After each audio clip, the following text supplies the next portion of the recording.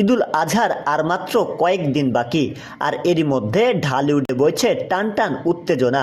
সিনেপাড়ার খবর অনুযায়ী এবারের ঈদের ডজন খানেক সিনেমার ঘোষণা এলেও চূড়ান্ত লড়াইয়ে নামছে 5 থেকে 7টি চলচ্চিত্র।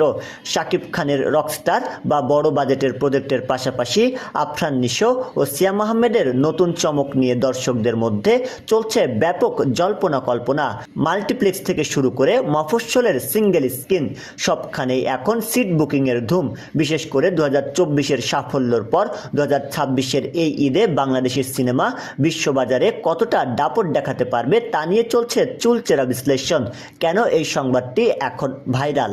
মেগাস্টার বনাম ওটিটি স্টার, বড় পর্দার প্রতিষ্ঠিত নায়কদের সাথে ওটিটি থেকে আসা জনপ্রিয় তারকাদের টেক্কা দেওয়ার জন্য দর্শকরা মুখিয়ে আছেন।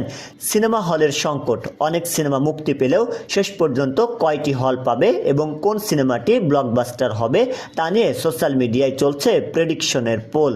হাই ভোল্টেজ ট্রেলার, প্রতিটি সিনেমার টিজার ও ট্রেলার প্রকাশের পর ইউটিউব ট্রেন্ডিংয়ে জায়গা করে নেয় সাধারণ দর্শকদের মাঝে আগ্রহ তুঙ্গে।